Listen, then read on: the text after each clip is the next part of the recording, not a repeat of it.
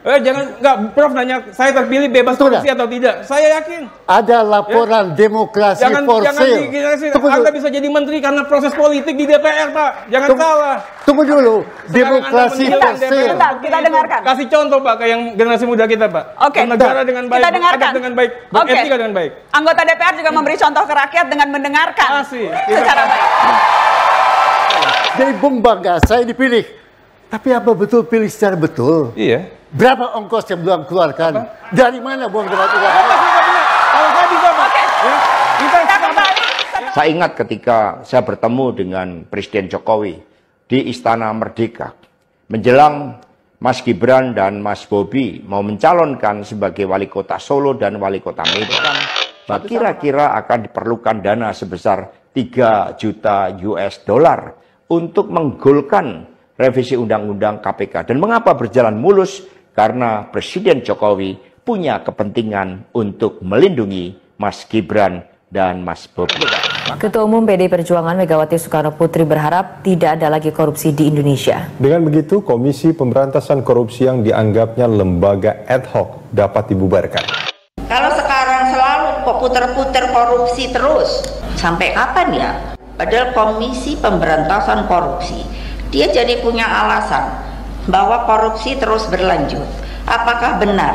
Kan seharusnya kita harus memberhentikan yang namanya korupsi, sehingga komisi yang sebetulnya sifatnya ad hoc ini harus sementara saja dapat diselesaikan, dapat dibubarkan. Melemahkan KPK. Isi dari undang-undang, revisi. Revisi, itu yang kita tentang. Kalau KPK berhasil sehingga memberantas korupsi, mengapa diperlemah? Mengapa diangkat Dewan Penasehat? Ketua KPK Taufikur Rahman Ruki menyatakan Presiden Jokowi mengambil sikap tegas menolak rencana revisi Undang-Undang Nomor 30 Tahun 2002. Menurut Ruki, keputusan itu merupakan bukti bahwa Presiden tetap mendukung pemberantasan korupsi. Presiden menyatakan menolak rencana dan usulan revisi Undang-Undang KPK. Tidak hanya melakukan penindakan, tapi bagaimana pencegahannya, hukum telah dijatuhkan. Bagaimana penindakannya, bagaimana juga supervisi, monitoring, dan koordinasi kan tidak dikerjakan, Prof. Itu yang pertama, Prof. Anggota Komisi 3 DPR fraksi PDIP, Masinton Pasaribu menegaskan revisi Undang-Undang KPK untuk mengatur kembali kewenangan KPK agar tidak keluar dari fungsi dan tugasnya. Revisi Undang-Undang KPK ini adalah bagian kita untuk menata dan mengatur kewenangan yang dimiliki oleh KPK agar tidak keluar dari tugas pokok dan fungsinya dan kewenangan KPK. Presiden Joko Widodo menyatakan sikapnya menolak revisi Undang-Undang KPK karena Undang-Undang KPK bukan prioritas pemerintah. Presiden tidak berniat, ya sekali lagi tidak berniat untuk merevisi Undang-Undang KPK. Saya tidak setuju terhadap beberapa substansi RUU inisiatif DPR ini yang berpotensi mengurangi efektivitas tugas KPK. Ya, tahu nggak, Bro? Begini, siapa pelakunya? Begini, Bung, di dalam aturan Undang-Undang KPK ada kewajiban menyampaikan laporan. Nggak pernah dikerjakan, Prof. Tiap tahun dia menyampaikan laporan. Prof, saya di DPR, Prof. Nggak boleh begitu, Prof. Saya di DPR, saya yang tahu, Prof. Mana? Prof, sesat. Mbak Nana. Ini namanya sesat. Maka sejarah mencatat bahwa revisi Undang-Undang KPK ini dilaksanakan sebelum pelaksanaan pilkada serentak di mana Mas Gibran dan Mas Bobi berproses menjadi wali kota. Dengan UU tadi tidak ada niatan, kan dari Pak Asud kan menyatakan bahwa UU tersebut bukan itu karangan cerita, semua orang bisa membuat karangan cerita, udah itu aja. Penegasan dari Pak Jokowi seperti ini. Saya kira itu aja. Berarti tidak ada untuk memuluskan Mas Gibran dan Mas Bobi waktu hubungannya apa? Coba pakai logika dong kita itu. Demokrasi for sale, ya, dan seluruh yang terjadi penangkapan dari KPK adalah para politisi yang dipilih. Jadi yang menjadi soal, Bung, adalah ya ada credibility gap. Bung bilang saya dipilih. Yang menjadi persoalan itu apa cara memilih itu bebas dari korupsi. Iyalah. Ada buku, Bung, Enggak, Prof nanya saya terpilih bebas korupsi atau tidak. Saya yakin. Ada laporan demokrasi for sale. Anda bisa jadi menteri karena proses politik di DPR, Pak. Jangan salah. Tunggu dulu. Demokrasi for sale. Kita dengarkan. Kasih contoh, Pak, ke yang generasi muda kita, Pak. Oke. Negara dengan baik, adab dengan baik, beretika dengan baik. Anggota DPR juga memberi contoh ke rakyat dengan mendengarkan secara baik. Silakan. Spontan apa ini? Yang menjadi persoalan adalah bahwa dalam demokrasi kita ada laporan, bahwa ada buku namanya demokrasi. Sebentar. Dengar dulu. Jangan didengar itu. Demokrasi for sale, ya, dan seluruh yang terjadi penangkapan dari KPK adalah para politisi yang dipilih. Jadi persoalan adalah pemilihan kita yang kita jalankan belum tentu kredibel. Itu menjadi persoalan. Jadi Bung bangga, saya dipilih. Tapi apa betul pilih secara betul? Iya. Berapa ongkos yang belum keluarkan? Dari mana Bung dapat uang? Kalau saya bisa, Pak. Saya ingat ketika saya bertemu dengan Presiden Jokowi di Istana Merdeka. Menjelang Mas Gibran dan Mas Bobi mau mencalonkan sebagai wali kota Solo dan wali kota Medan. Saya mengatakan kepada Pak Presiden Jokowi sekaligus untuk menguji keseriusan beliau di dalam mencalonkan anak dan menantunya. Pak Presiden, apakah betul Bapak mau mencalonkan Mas Gibran dan Mas Bobi sebagai wali kota? Loh, kenapa Pak Sekjen? Karena ketika Mas Gibran dan Mas Bobi sebagai wali kota, maka otomatis dia menjadi pejabat negara. Dan ini akan sangat rawan terhadap berbagai bentuk gratifikasi, suap, dan berbagai tindakan korupsi lainnya. Presiden Jokowi sempat termenung saat itu. Dan kemudian dari situlah saya merasakan bahwa pertanyaan saya ini sangat mengusik perhatian dari beliau. Karena saya tegaskan bahwa ketika Mas Gibran dan Mas Bobi menjadi wali kota, maka dengan mudah akan terkena operasi tangkap tangan dari KPK dan juga aparat penegak hukum yang lain. Maksud saya bertanya kepada Presiden Jokowi adalah untuk mengingatkan bahwa beliau sudah presiden.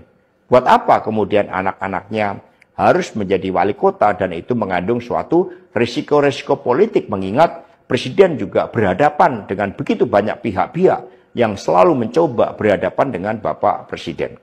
Tetapi beberapa saat kemudian saya menerima salah seorang menteri dan beliau mengatakan kepada saya bahwa sudah mendapatkan arahan dari Presiden Jokowi untuk melakukan revisi Undang-Undang KPK. Saat itu dijelaskan berbagai pasal-pasal penting, misalnya bahwa pimpinan KPK tidak otomatis bertindak sebagai penyidik. Kemudian ada beberapa pasal-pasal yang tidak memungkinkan bagi penyidik independen untuk bergabung ke KPK. Berbagai revisi-revisi itu, karena ini adalah perintah dari Presiden, maka ya saya sarankan untuk bertemu dengan seluruh jajaran fraksi di DPR RI dan coba menggalang atas perintah dari Presiden. Nah saat itu Pak Menteri yang menjadi kepercayaan dari Pak Jokowi ini menyampaikan bahwa kira-kira akan diperlukan dana sebesar 3 juta US dollar untuk menggolkan revisi Undang-Undang KPK. Dan mengapa berjalan mulus? Karena Presiden Jokowi punya kepentingan untuk melindungi Mas Gibran dan Mas Bobi. Maka sejarah mencatat bahwa revisi Undang-Undang KPK ini dilaksanakan sebelum pelaksanaan pilkada serentak di mana Mas Gibran dan Mas Bobi berproses menjadi wali kota. Maka ketika terpilih menjadi wali kota, amanlah dari berbagai persoalan hukum karena KPK sudah dilemahkan. Jadi dari keterangan saya, yang saya pertanggungjawabkan secara hukum, secara politik, yang saya pertanggungjawabkan di atas Tuhan yang Maha Kuasa tentang kebenaran pernyataan saya ini meskipun tanpa bukti, rakyat Indonesia bisa mengetahui bahwa pelemahan KPK dilakukan oleh Presiden Jokowi, kemudian dampaknya dituduhkan kepada PDI Perjuangan. Ini jawaban buat Mas Novel Baswedan. Terima kasih, tegakkan kebenaran, Satyam Eva Jayate. Merdeka. Ketua Umum PDI Perjuangan Megawati Soekarno Putri berharap tidak ada lagi korupsi di Indonesia. Dengan begitu, Komisi Pemberantasan Korupsi yang dianggapnya lembaga ad hoc dapat dibubarkan. Kalau sekarang selalu kok puter-puter korupsi terus? Sampai kapan ya? Padahal Komisi Pemberantasan Korupsi, dia jadi punya alasan bahwa korupsi terus berlanjut. Apakah benar? Kan seharusnya kita harus memberhentikan yang namanya korupsi, sehingga komisi yang sebetulnya sifatnya ad hoc ini harus sementara saja dapat diselesaikan, dapat dibubarkan. Profesor Emil Salim, Anda diundang Presiden untuk memberikan masukan. Ya. Apa yang Anda tangkap, baik dari pernyataan yang tersurat maupun tersirat oleh Presiden tentang situasi ini? Ya, pertama beliau menghadapi fakta bahwa ada RUU tentang KPK. Kami berpendapat keliru isi dari RUU KPK yang intinya melemahkan KPK. Tidak ada instansi dari pemerintah sejak proklamasi yang berhasil seperti KPK. Ketua Mahkamah Konstitusi ditangkap, Ketua DPD, Dewan Perwakilan Daerah, DPR, Ketua Partai, macam-macam. Itu dilakukan oleh KPK terhadap oknum-oknum partai politik yang hanya KPK berani berbuat. Karena itu, setiap usaha memperlemah KPK, kami anggap melawan garis kebijakan Presiden yang ingin membangun pemerintahan yang bersih dan berwibawa. Jadi persoalannya adalah isi dari Perpu melemahkan KPK. Isi dari undang-undang, revisi? Revisi, itu yang kita tentang. Kalau KPK berhasil sehingga memberantas korupsi, mengapa diperlemah? Mengapa diangkat Dewan Penasehat? Mengapa? Oke. Presiden menangkap, ketika berbicara Presiden menangkap kekhawatiran itu. Dia menangkap, jadi langsung beliau berkata, soal saya adalah semua partai mendukung RUU KPK itu. Jadi saya menangkap beliau itu berdiri sendiri. Partai pendukung beliau yang memilih beliau omong kosong, tidak ada mendukung KPK.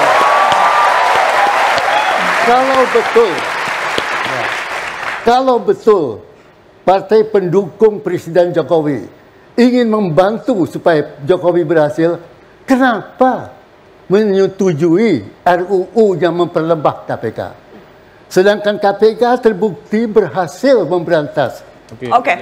Saya jawab ya. Sebentar, Prof. Dalam konteks kemudian sekarang saya ingat, saya pernah membaca ada pernyataan Pak Jokowi yang bilang saya kan tidak punya fraksi di DPR. Konteksnya apa ketika menyampaikan itu? Apakah memang itu pengakuan bahwa sedang dikeroyok DPR? Ketua KPK Taufikur Rahman Ruki menyatakan Presiden Jokowi mengambil sikap tegas menolak rencana revisi Undang-Undang Nomor 30 Tahun 2002. Menurut Ruki, keputusan itu merupakan bukti bahwa Presiden tetap mendukung pemberantasan korupsi. Wacana revisi Undang-Undang KPK ini tengah bergulir di DPR. Dalam rapat terbatas bersama Presiden, Ruki mengatakan ada sejumlah poin penting jadi sorotan karena bisa melemahkan KPK.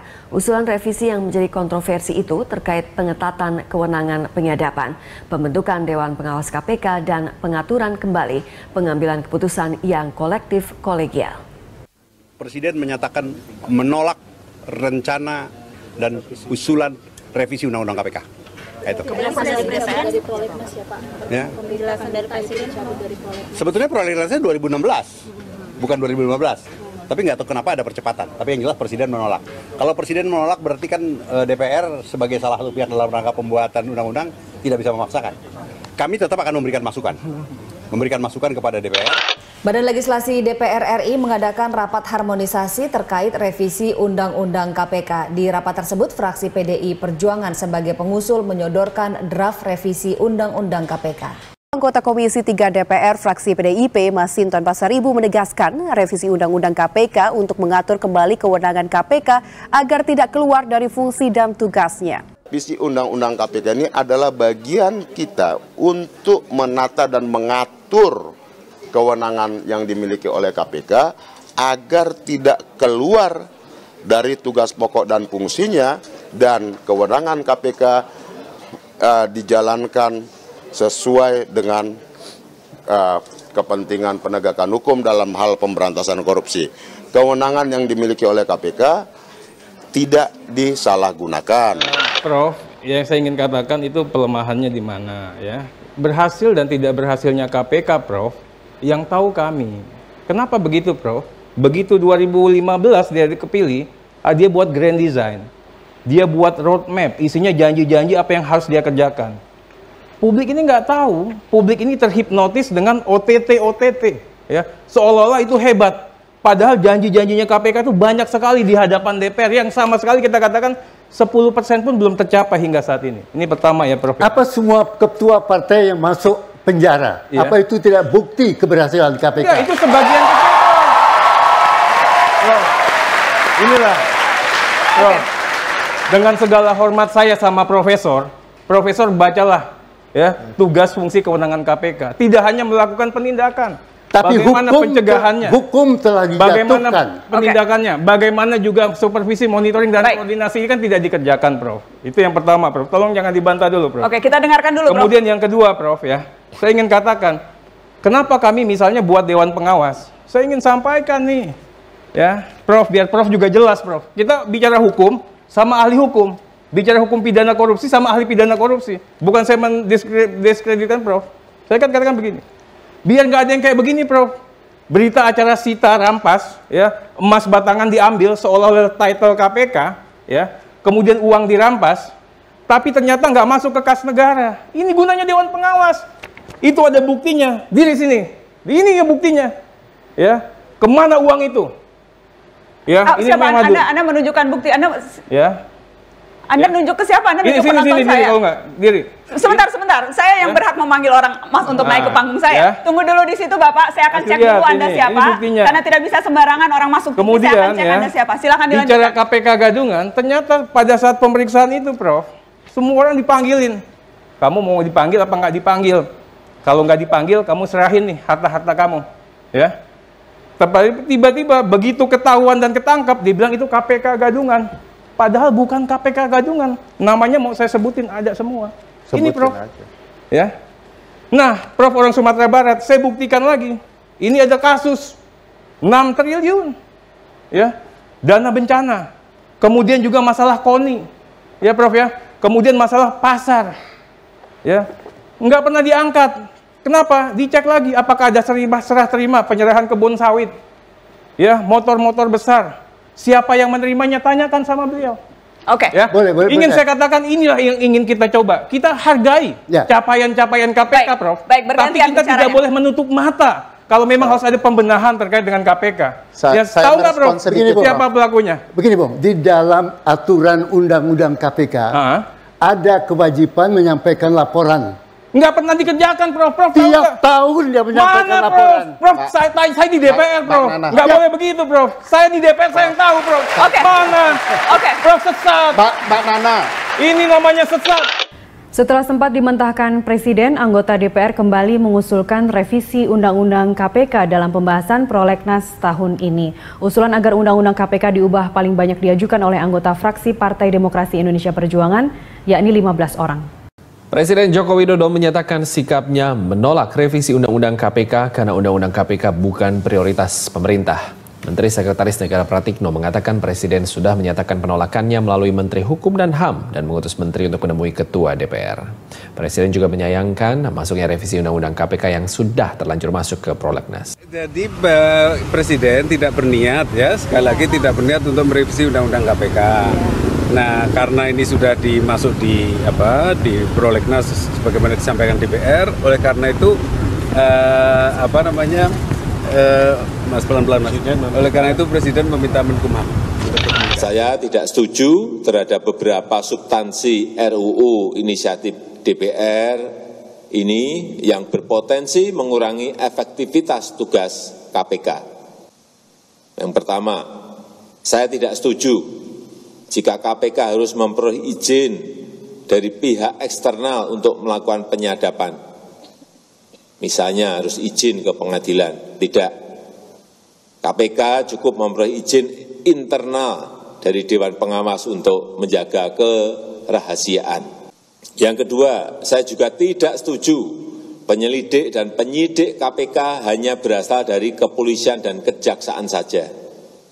Penyelidik dan penyidik KPK bisa juga berasal dari unsur ASN, aparatur sipil negara, yang diangkat dari pegawai KPK maupun instansi pemerintah lainnya. Tentu saja harus melalui prosedur rekrutmen yang benar. Yang ketiga, saya juga tidak setuju bahwa KPK wajib berkoordinasi dengan Kejaksaan Agung dalam penuntutan. Karena sistem penuntutan yang berjalan saat ini sudah baik, sehingga tidak perlu diubah lagi. Yang keempat, saya juga tidak setuju perihal pengelolaan LHKPN yang dikeluarkan dari KPK, diberikan kepada kementerian atau lembaga lain. Tidak, saya tidak setuju. Saya minta LHKPN tetap diurus oleh KPK sebagaimana yang telah berjalan selama ini. Coba dilihat tahun 2015, ada inisiatif dari DPR untuk memasukkan revisi RUU KPK ke prolegnas. Coba dilihat lagi. Dan saat itu terjadi ketidaksepakatan antara DPR dan pemerintah, sehingga tidak jadi dibahas. 2016, 2017, 2018 juga ada upaya untuk melakukan pembahasan, tetapi juga tidak terjadi. Baru tahun 2019 masuk prolegnas karena memang semua fraksi yang ada di DPR setuju. Sampai pada akhirnya dibahas dan digedok di rapat paripurna semuanya atas inisiatif DPR. Sudah, itu aja. Jadi waktu itu Pak Jokowi mengeluarkan surat presiden juga. Ya, surprise-nya itu kan itu kalau sudah semua fraksi menyetujui, semua fraksi di DPR setuju, ya presiden kalau tidak musuhan dengan semua fraksi dong. Politiknya harus dilihat seperti itu. Tapi bukan dari sini. Bukan saya ngejar-ngejar, bukan itu. Tolong dilihat itu, dicek. Ada beritanya semuanya. Dan sampai setelah diundangkan, saya juga akhirnya tidak tanda tangan. Coba dilihat lagi. Dan UU tadi tidak ada niatan, kan dari Pak Asud kan menyatakan bahwa UU tersebut bukan itu karangan cerita, semua orang bisa membuat karangan cerita. Udah, itu aja. Penegasan dari Pak Jokowi seperti ini. Saya kira itu aja. Berarti tidak ada untuk memuluskan Mas Gibran dan Mas Bobi waktu hubungannya apa? Coba pakai logika dong kita itu. Pakai logika. Untuk apa? Masa sudah mengumpulkan hal yang kecil. Saya menghormati ya semua hasil-hasil lembaga survei. Tapi kita juga harus katakan Perpu itu diksi hukum dan isunya konstitusional. Kalau isu konstitusional, ya perdebatan kita bukan pada lembaga survei, tapi kepada lembaga yang berwenang untuk itu. Ini kan domainnya MK. Jadi relevansinya adalah tatkala mahkamah mengatakan ya putusannya seperti apa, perpunya valid, perpunya legal dan tidak. Oke. Kemudian yang kedua. Jadi Anda mengartikan ketika orang bilang 76%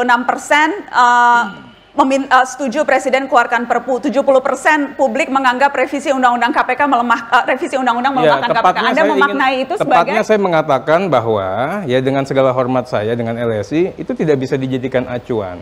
Ya, perdebatan di ruang publik is oke, ya. Tapi tatkala seolah-olah harus dipaksakan sebagai kajian ilmiah yang menjadikan bahan untuk pertimbangan, jangan sampai seperti itu. Jadi suara publik tidak usah dijadikan bahan pertimbangan. Bukan seperti itu dong, Nak, ya.